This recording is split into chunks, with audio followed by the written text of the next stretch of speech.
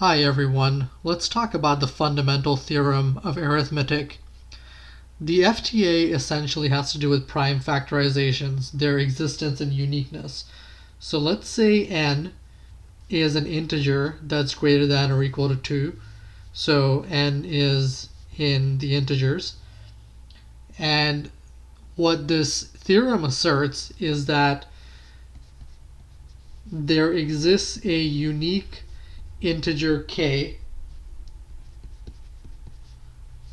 In fact, it's positive. And there exists a unique sequence of primes, p1 less than, p2 less than, all the way through to pk. So this is where k comes in. K is the number of primes here. And there exists a unique k-tuple of positive integers, e1, e2, these are the multiplicities.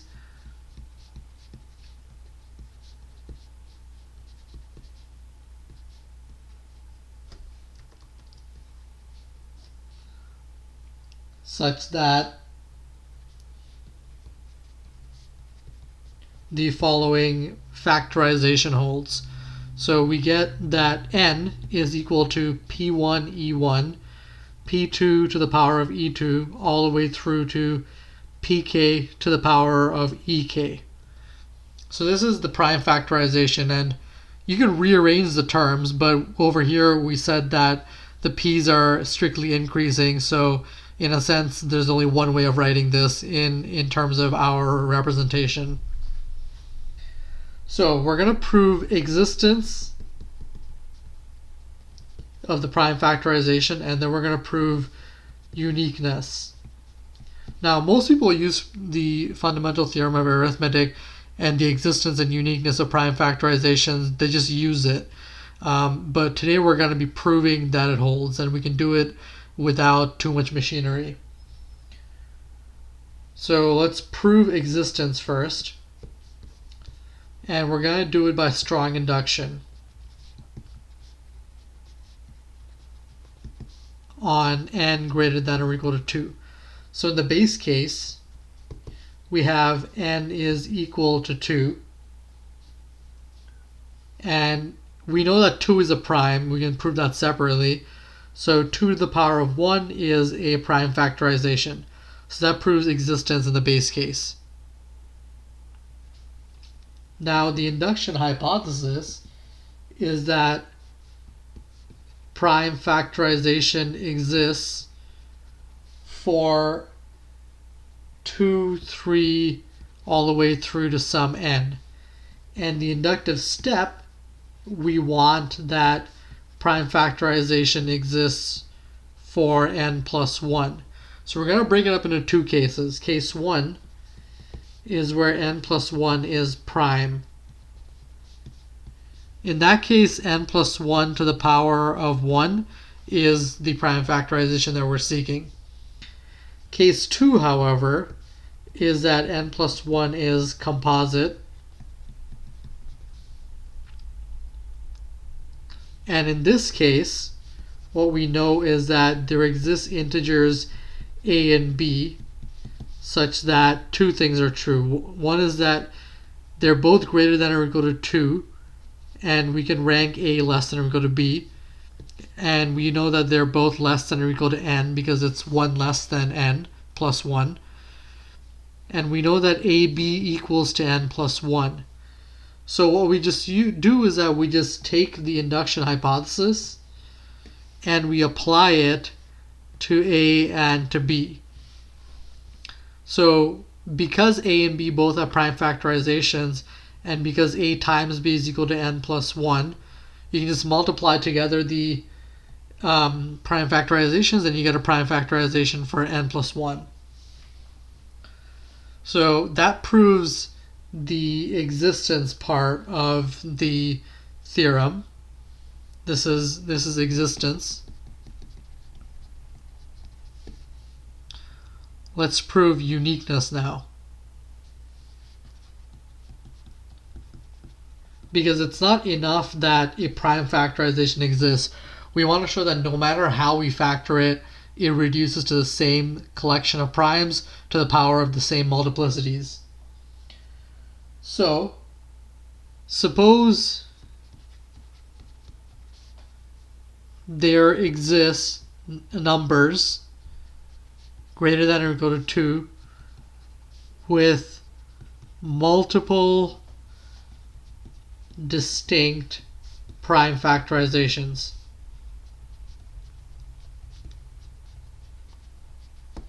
So what happens then is that we can use something called the well-ordering principle. The well-ordering principle lets us choose the smallest positive example. In fact, it's greater than or equal to 2 because of this. So the smallest positive example greater than or equal to 2 such that it has 2 different prime factorizations. So we're going to call it the number m. Then let the two representations be m equals to p1 to the power of e1, p2 to the power of e2, all the way through to pk to the power of ek. And the second one be q1 to the f1, q2 to the f2, all the way through to qj to the fj. Okay, so these are two different prime factorizations. Either k is not equal to j, or there's a different prime between that one has that the other doesn't, or the collection of primes is the same, but there's a multiplicity that's different for the same prime. Something is different. So what happens now is that P1 has to divide M, but that means P1 also divides this. So by Euclid's lemma, P1 divides Qi for some I, but since they're both primes, what we find is that P1 is equal to Qi. Okay, so now we're going to divide both sides by this equation. So we get P1 to the E1 minus 1, P2 to the E2, all the way through to Pk to the Ek, is equal to Q1 F1, Q2 F2, all the way through to Qi Fi minus 1, all the way through to Qj Fj. And here's where the fun begins. We're going to do some casework now. So if both sides are equal to 1, so if we have 1 equals to 1 here, then that means that P1 equals to Qi is equal to m. But then their prime factorizations would be the same, the two prime factorizations. And that's a contradiction. So this is not true. Both sides have more prime factors. Either the multiplicity E1 minus 1 is positive, or there are additional primes. There's just more to it than just P1 and Qi. Okay, so that possibility is gone. That means these two, let's call this m naught. That means m naught is greater than or equal to 2. It's not equal to 1. M naught is not equal to 1. So what that means is that we know that m naught is less than m because we've divided by this over here. So that means that we found m naught, which has two prime factorizations, and yet m naught is less than m. You can think of it like this. It's a sort of contrapositive. It's easier to think about. If m naught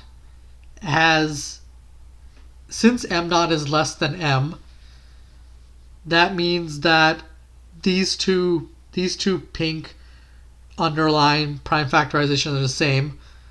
That means that up here, if we multiply by this, these two prime factorizations will also be the same prime factorization, and that's a contradiction. So that means that originally the assumption that M has two different prime factorizations was wrong. And so that means all prime factorizations are unique. So you can see how the well-ordering principle was very handy. We always use a well-ordering principle to get a contradiction in terms of the minimality. I haven't seen any example otherwise. Thanks for watching, and I'll see you next time.